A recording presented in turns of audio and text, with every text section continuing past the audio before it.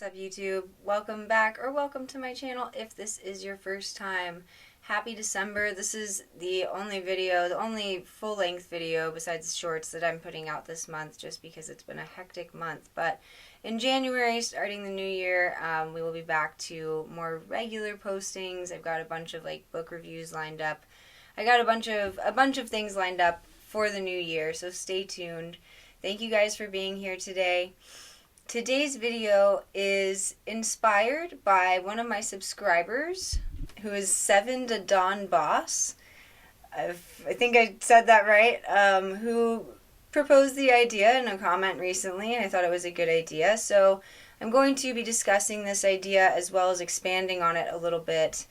And the idea that was presented and what this video topic will be about is what it means to be curious in the occult, and the importance of staying curious in the occult and in the esoteric branches, as well as just staying curious in life. So let's get started.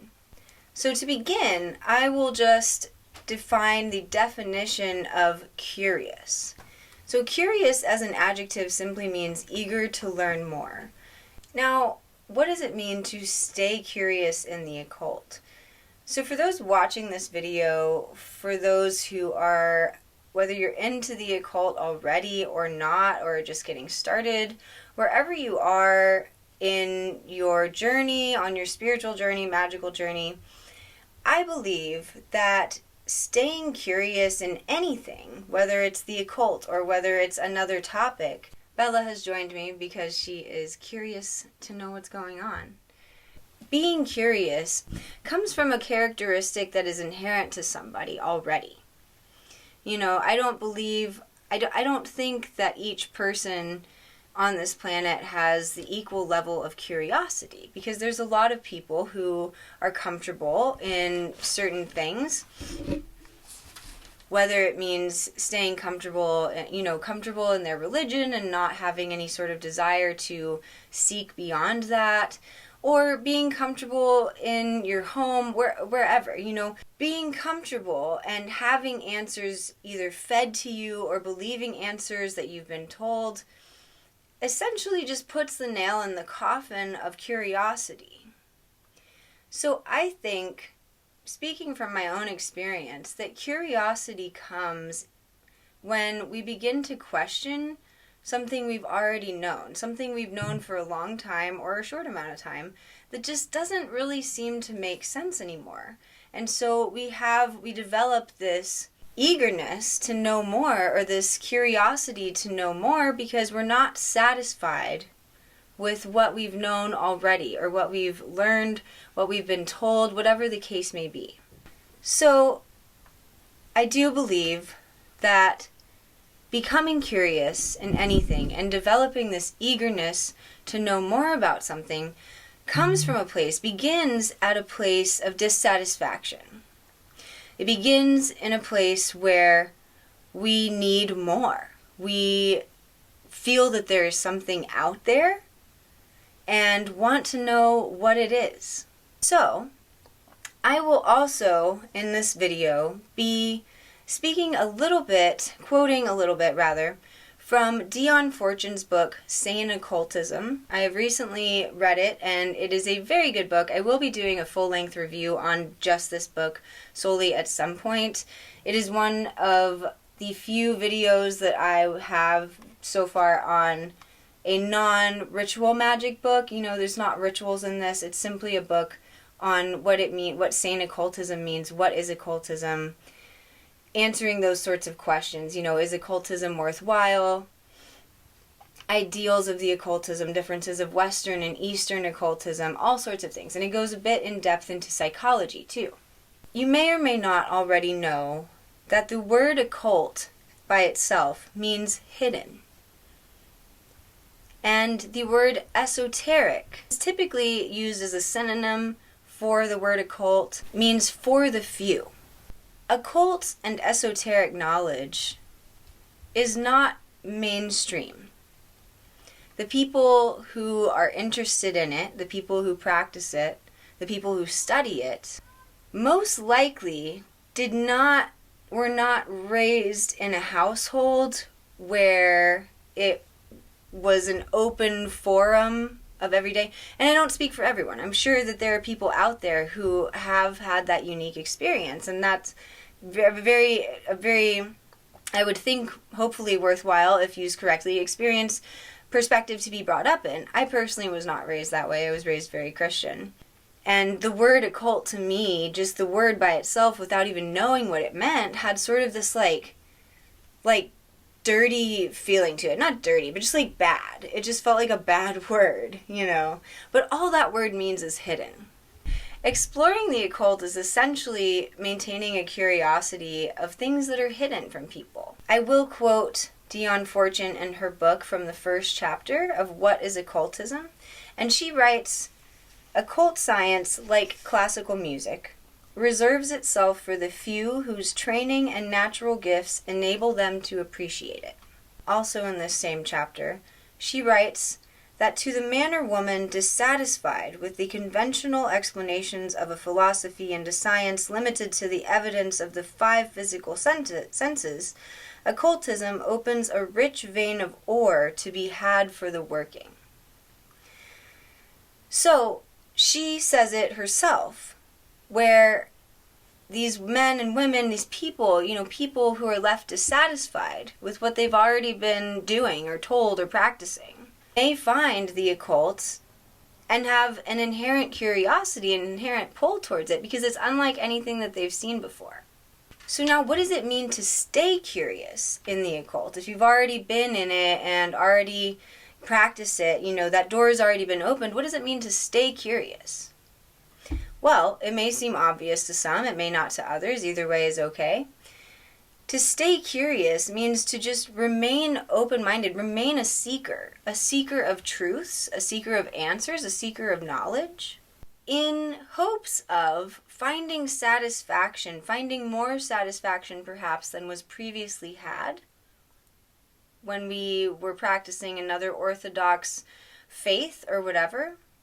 And occultism, I have found in just the few years that I've even been into it, which is not very long, and there are many, many people out there with much more knowledge than me that have been studying this all their lives, who might agree that once you get into the occult, once that door is open, it's like the more you know, the more there is to know. The more you realize that you don't know. One thing leads to another, and you think, oh, great, I understand this now. But then there's this even broader concept, or this even more hidden mystery to unravel or unlock if we get the opportunity. I don't think that a single human can know everything there is to know. Otherwise, what's the point?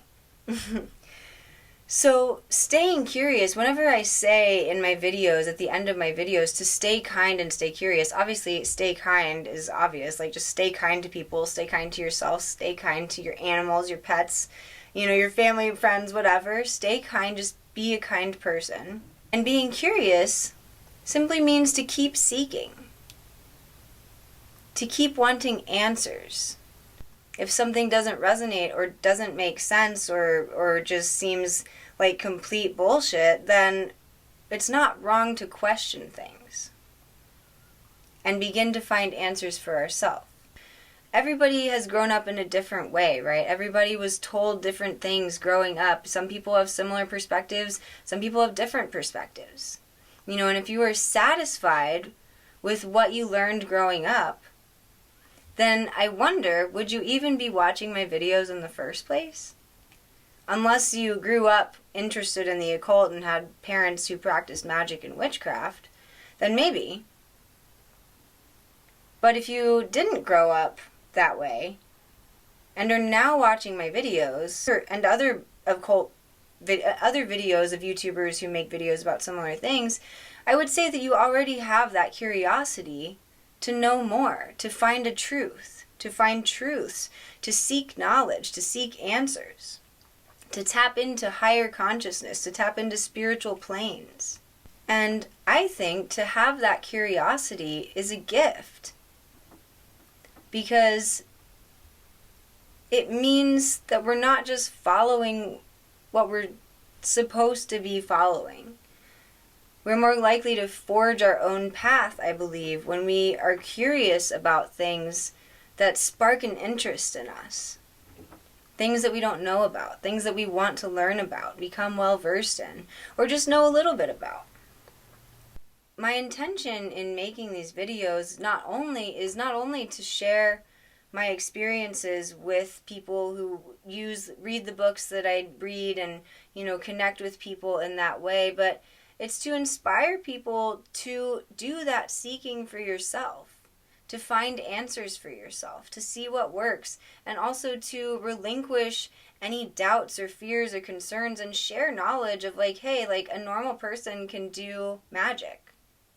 A normal person can be interested in the occult, You don't have to be you don't have to be initiated into a mystery school to learn things. I mean, granted, there are mystery schools out there and orders, magical orders that I'm sure hold knowledge that I may never know.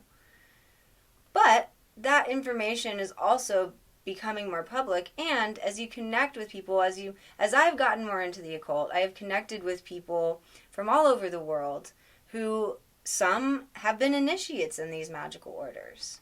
And so I learned from them certain things, not everything, but certain things, that I maybe would have never known about that order or about magic or about the occult, because I'm not in any sort of mystery school or magical order. And you don't have to be in a mystery school or a magical order to do this. It can be pursued by an individual.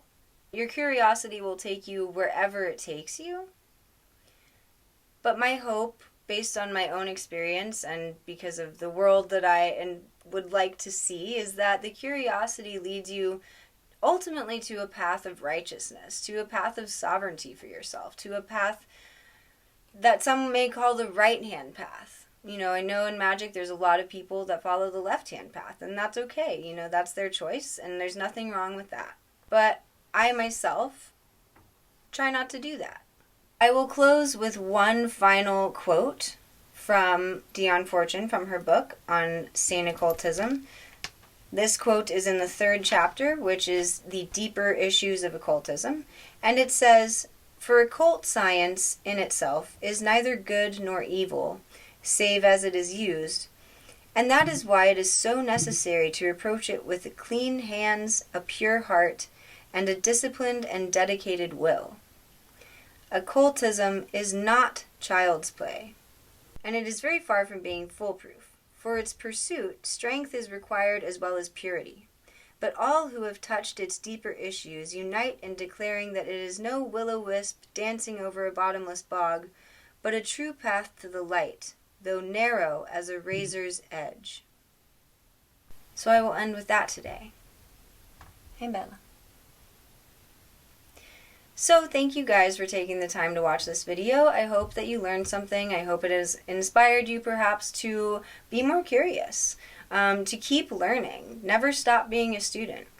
When the student is ready, the teacher appears. When the teacher is ready, the master appears. I don't know what comes after the master, but I am not a master, so I'm not going to find that out ever, if anytime soon. Happy holidays, everyone. I hope everyone has had a fantastic December. Stay kind, stay curious. And until next time, peace. Bella says peace too.